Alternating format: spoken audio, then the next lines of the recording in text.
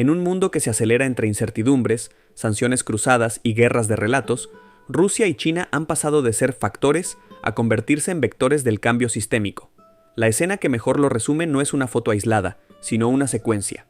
Cumbres eurasianas cada vez más concurridas, comunicados que dejan de ser meras fórmulas diplomáticas, nuevos bancos de desarrollo y gasoductos redibujando rutas energéticas. El mensaje que envían, y que muchos en Occidente subestimaron durante 2 décadas, es que la unipolaridad ya no organiza el planeta. Lo que emerge, con avances y contradicciones, es una multipolaridad operativa donde Moscú y Pekín marcan el compás y una constelación de países del sur global afina los instrumentos. La Organización de Cooperación de Shanghái, nacida en 2001 y calificada durante años como Club de Segunda, es hoy la sala de máquinas de ese giro. En su última cita, con China como anfitrión, el presidente Xi Jinping subrayó que la OCS asume mayores responsabilidades para salvaguardar la paz y la estabilidad regionales e impulsar el desarrollo, y que su papel será creciente para fortalecer la unidad, la cooperación y dar más fuerza al sur global. No es un punto y aparte, sino la continuación de un libreto que Pekín viene ensayando: institucionalizar la cooperación, abrir el paraguas de socios y, sobre todo, codificar un espíritu de Shanghái: respeto soberano, no injerencia, consulta amplia y ganancias compartidas. Este andamiaje geopolítico y normativo se combina con una arquitectura material: corredores energéticos, interconexión logística, plataformas de liquidación financiera alternativas y cadenas tecnológicas que ya no dependen, o dependen mucho menos, de un centro atlántico.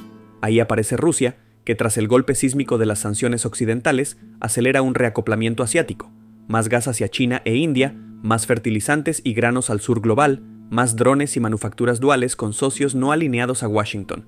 El símbolo es el Power of Siberia 2, el gasoducto que proyecta llevar gas ruso a China vía Mongolia, la pieza energética que reemplaza en el imaginario el fallido Nord Stream europeo y consolida una Eurasia que se autoabastece, negocia y planifica con sus propias métricas. El giro tiene un antecedente teórico que vuelve al centro: Lenin. La tesis del imperialismo como fase superior del capitalismo iluminó la competencia entre potencias por colonias, materias primas y zonas de influencia a inicios del siglo XX. Con la Segunda Guerra Mundial, aquel juego mutó en un imperialismo colectivo bajo paraguas estadounidense: Washington como hegemón, Europa y Japón como subhegemonías, OTAN como candado militar, FMI y Banco Mundial como llave financiera, y Hollywood y Silicon Valley como fábrica de sentido. La caída de la Unión Soviética dio a ese engranaje una década de brillos unipolares y una guerra contra el terror, que funcionó como pegamento. Pero el error de cálculo fue creer que la apertura china equivalía a renuncia estratégica. China se insertó, sí, pero para regresar como potencia, no para subordinarse. El resultado es paradójico. A medida que Estados Unidos contenía militar y comercialmente a Pekín, lo empujaba a tejer redundancias tecnológicas, rutas energéticas y alianzas políticas que hoy le permiten resistir y, en algunos frentes, marcar la agenda. Del 5G a las baterías, de los satélites a la manufactura avanzada, China no solo compite, provee bienes públicos a países que buscan infraestructuras sin condicionalidades políticas. Al mismo tiempo, la guerra en Ucrania y la respuesta de sanciones masivas aceleró el divorcio energético entre Rusia y Europa, y como efecto colateral, la convergencia Moscú-Pekín. Si Washington pretendía aislar a Rusia, el sistema de incentivos produjo lo contrario.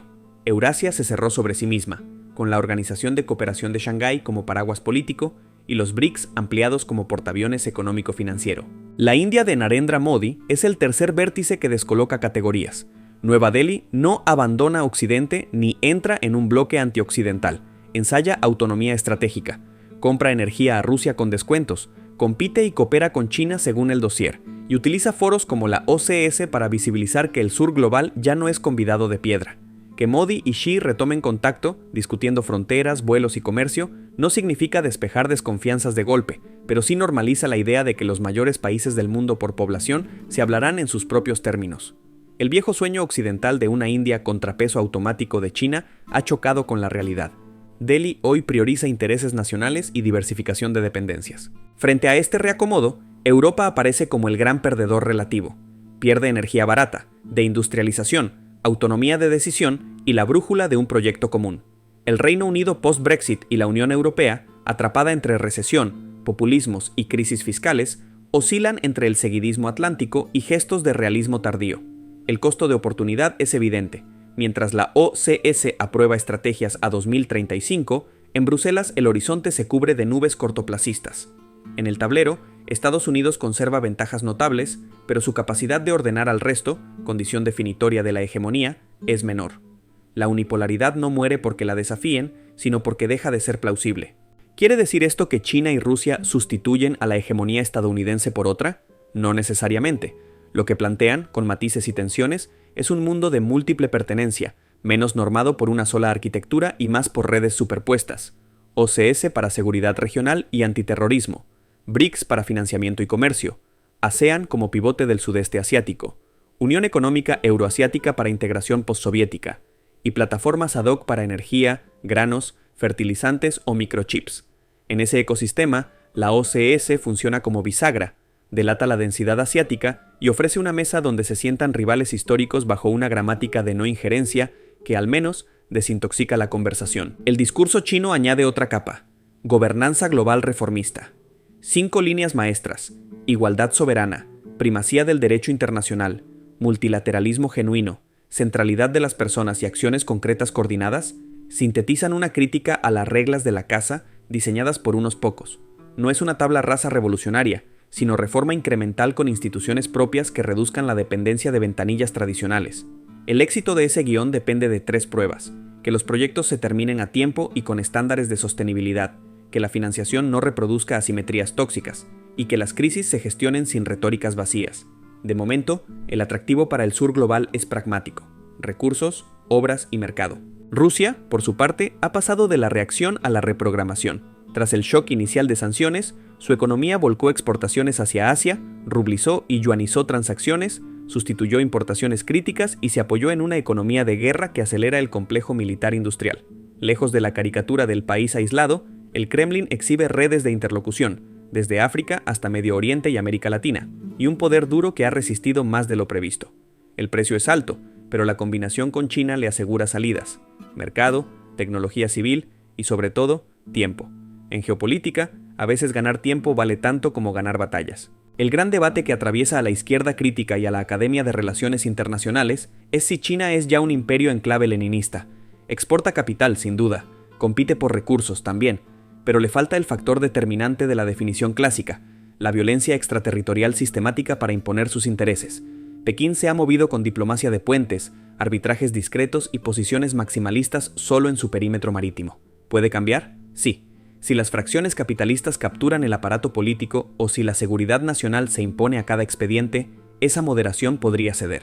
Hoy, sin embargo, la novedad del fenómeno chino y su fuerza reside en lograr excedentes sin guerras: fábricas, puertos, fibra óptica, satélites, logística y una máquina de innovación que compita con Silicon Valley en múltiples frentes. Estados Unidos no está fuera del juego, conserva el dólar como divisa dominante, universidades de élite, fondos profundos, un sistema de patentes que remunera su frontera tecnológica, una red de alianzas militares única y una sociedad civil creativa que, pese a la polarización, produce empresas y relatos. Pero el campo de juego cambió. Ya no basta con sancionar, proscribir o predicar valores. Hay que proponer bienes públicos globales más atractivos que los de la competencia. El resultado en el mediano plazo, si se impone el realismo, puede ser un entendimiento frío con China y una gestión selectiva de conflictos con Rusia. Todo lo contrario a una cruzada ideológica que fragmente cadenas de suministro hasta volverlas ingobernables. La OCS Plus, con sus 24 documentos aprobados y una estrategia 2035, expresa ese incrementalismo asiático: no promesas apoteósicas, sino agendas acumulativas. Combate al terrorismo, cooperación fronteriza, comercio regional, digitalización, salud, educación, cultura, piezas que, ensambladas, construyen poder. Y en el momento en que el Atlántico ensaya nuevas economías de guerra, Asia consolida economías de escala. Para Europa, la disyuntiva es existencial: reindustrializarse sin energía barata y con disciplina fiscal, rediseñar su dependencia de Washington sin romperla y dialogar con Eurasia sin complejos. El tiempo juega en su contra, el talento no necesariamente. ¿Es esto un nuevo orden mundial consumado?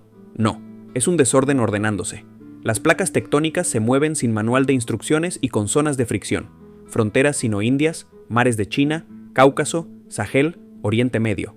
La prueba para Rusia y China no será solo consolidar foros, sino gestionar crisis donde sus intereses divergen, y divergen, sin replicar las lógicas de dominación que critican.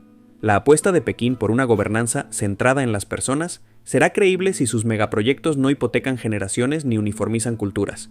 La oferta de Moscú de seguridad y soberanía será sostenible si no depende de conflictos de suma cero y si su modelo de desarrollo ofrece horizontes más allá del extractivismo y la militarización. Mientras tanto, en el sur global se filtra una narrativa de emancipación pragmática: negociar con todos, depender de ninguno, financiar infraestructura con múltiples ventanillas, arbitrar tecnologías según costo-beneficio y exigir reglas que no penalicen su industrialización tardía. En ese mapa, la foto de Xi, Putin y Modi es menos una alianza cerrada que un sistema operativo, un escritorio donde se abren ventanas simultáneas: energía, comercio, defensa, ciencia, finanzas, y se guardan archivos con extensiones distintas. El declive relativo de Estados Unidos, más que un derrumbe, es la pérdida de la exclusividad para definir qué archivo se abre y con qué programa se ejecuta. La conclusión provisional es doble. Primero, Rusia y China han dado un paso al frente no solo porque amplían su influencia, sino porque ofrecen un encuadre alternativo: seguridad sin OTAN, financiamiento sin FMI e infraestructura sin Washington, con todas las cautelas que impone la historia. Segundo, Estados Unidos sigue siendo imprescindible, pero ya no es inevitable. La política internacional se parece menos a un tablero de ajedrez y más a un mercado de plataformas. En ese mercado, la Organización de Cooperación de Shanghái es la app que pasó de ser subestimada a imprescindible en los celulares de medio planeta. La descarga es gratuita. El costo real se verá en el uso cotidiano: si resuelve problemas, si amplía derechos, si reduce desigualdades, si evita guerras. Ahí se jugará la legitimidad del mundo multipolar. Por ahora, el dato ya es histórico. El sueño unipolar quedó en pausa indefinida, y cada vez que un gasoducto abre válvulas en dirección este, que un banco de desarrollo financia un puerto africano sin sermones, o que dos gigantes asiáticos, el dragón y el elefante, compiten y cooperan sin tutores, el mensaje se repite en todos los idiomas: el centro del mundo se está moviendo. La pregunta no es si Rusia y China dieron un paso al frente, sino cuántos pasos más podrán dar sin tropezar con los fantasmas del pasado que juraron superar.